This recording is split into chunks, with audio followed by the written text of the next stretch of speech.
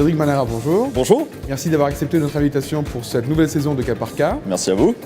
Est-ce que tu pourrais te présenter un petit peu à ceux qui ne te connaissent pas déjà ? Donc, je m'appelle Cédric Manara, je suis prof à l'EDEC, qui est une école de commerce, une business school, en fait classée 9e en Europe, dont les locaux sont à Londres, Paris, Lille et Nice. Et puis, moi, je travaille en fait sur les questions liées à Internet depuis 1995, avec une prédilection particulière pour les questions des noms de domaine. Magnifique. Donc, comme quoi, tu vois, c'est un peu aussi notre domaine de prédilection. On peut le dire. Hein. Voilà. Alors, je pense que tu as préparé quelques... Je regarde, je vois un peu quelques... Mes anti-sèches. Voilà, exactement. Donc, écoute, je te laisse commencer.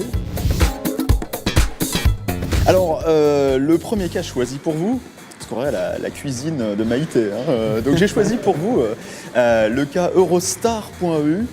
Eurostar, en fait, ça nous renvoie à déjà en fait 2005. Qu'est-ce qui s'est passé le 7 décembre 2005 ça Je regarde.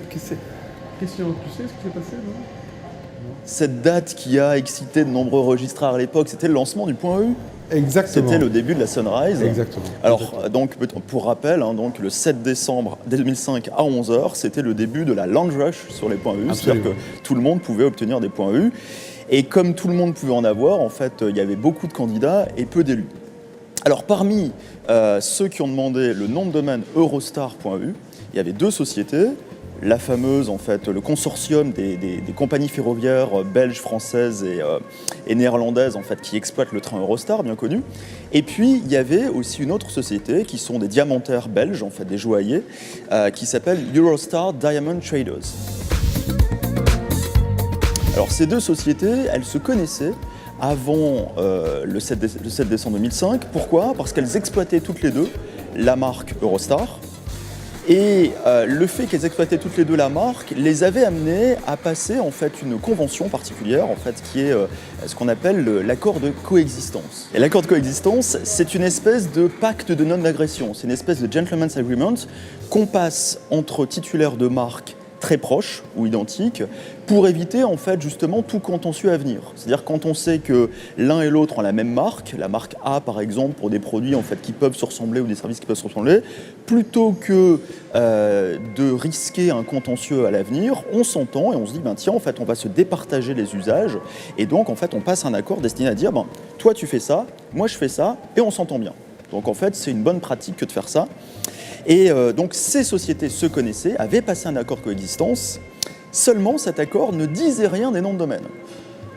Donc elles avaient vraiment séparé les questions d'usage de marque, sauf sur Internet. Et puis arrive le 7 décembre 2005, toutes les deux candidates pour avoir Eurostar.eu, et puis il y en a une qui l'a avant l'autre, et qui l'a avant l'autre, c'est la société diamantaire, donc le Eurostar Diamond Traders.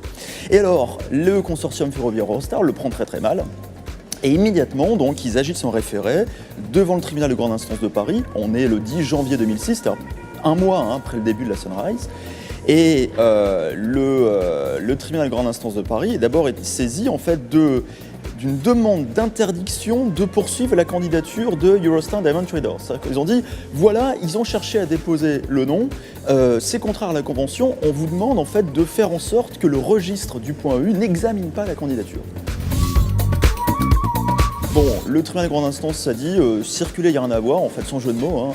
En fait, il a dit écoutez, il s'agit d'un problème entre vous qui est suffisamment compliqué pour ne pas être tranché en référé. Le référé, c'est quand il y a une évidence manifeste, en fait, quand il y a un trouble manifestement illicite à résoudre, et ici, c'était pas le cas. Alors, ça ne s'arrête pas là. Parce qu'on se doute bien en fait que dès lors que ça... Alors d'ailleurs, pour la petite histoire, Eurostar.eu, ça a été la première décision judiciaire rendue en Europe à propos d'un point E. Donc ça ne s'arrête pas là. C'est une procédure ADR en fait. Alors non, première décision judiciaire. Donc l'ADR c'est extra-judiciaire en fait. Alors il y a eu aussi de l'ADR parce que ce qu'a fait le consortium ferroviaire Eurostar devant les tribunaux français, ils l'ont ensuite porté devant la cour d'arbitrage tchèque, sans succès. Sans succès, du coup, ils sont revenus devant les tribunaux français en disant « Mais attendez, en référé, on n'a pas eu gain de cause, mais si on prend le temps de débattre, c'est-à-dire si on va au fond, peut-être que le tribunal va donner raison. » Alors, le tribunal n'a toujours pas donné raison à ceux qui attaquaient. Du coup, ils ont fait appel et ils ont finalement eu gain de cause l'été dernier, en juillet 2008. Ah oui, quand même. Alors, voilà l'histoire, donc c'est là que ça commence vraiment.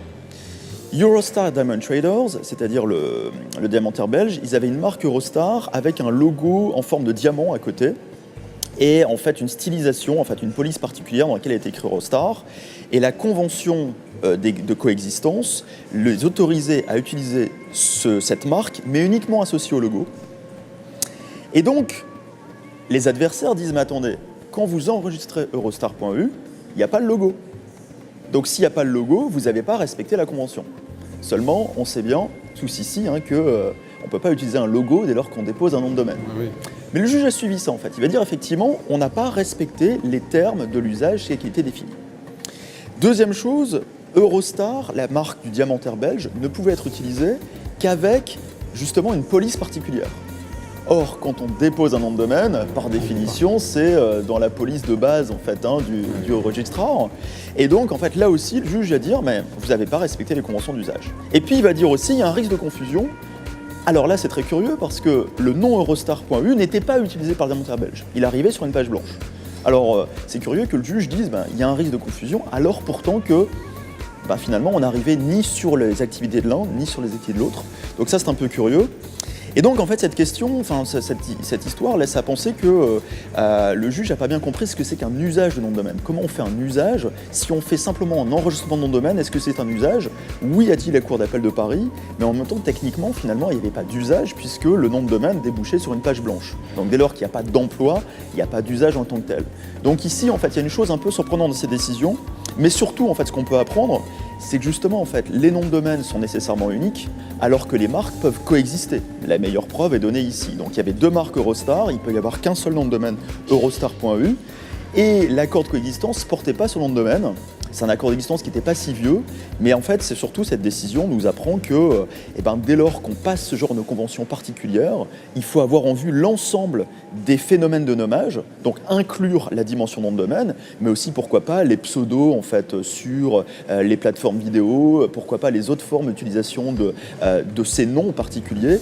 Et donc, en fait, on voit ici qu'à travers l'affaire Eurostar, on a en fait un champ exploratoire en fait intéressant pour les juristes, d'où l'intérêt de cette décision. D'accord.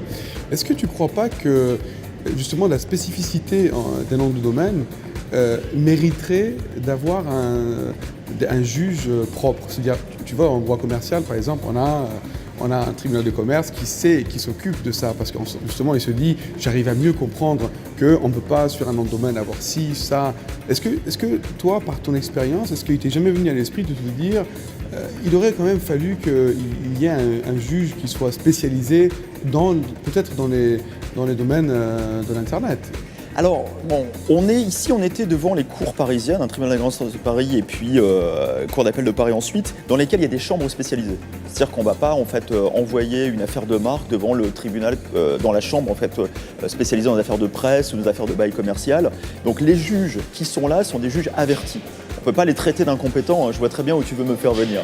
Mais en fait, même s'ils sont avertis, ils sont avertis en fait du droit des marques, et le droit des marques en fait se décline pas de la même façon dès lors qu'on travaille sur le nom de domaine. C'est pas le même mode de raisonnement, c'est pas le même phénomène en fait d'identification, et donc je dirais en fait que les juges ont appris en fait des contentieux qui sont portés devant eux, mais qui encore peut-être effectivement par rapport à nous autres spécialistes qui ne faisons que ça en fait, peut-être une éducation supplémentaire qu'on aimerait bien leur voir faire, mais en même temps, attention, c'est pas parce que je critique la décision qu'elle n'est pas bonne. Non. Elle a été rendue avec des éléments qui me laissent à penser qu'il y a un petit peu d'amertume en fait de cette décision. Je le sentais dans ta... Voilà, mais c'est pas parce que je porte ce regard qu'elle est forcément mauvaise en fait.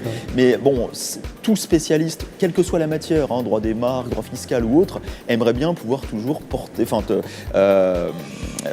son affaire devant des juges spécialisés. Absolument. Bon, quand tu vas chez le médecin, tu vas d'abord chez le généraliste. Absolument. Écoute, merci beaucoup Cédric. Et donc à la semaine prochaine pour un nouveau cas par cas. Au revoir.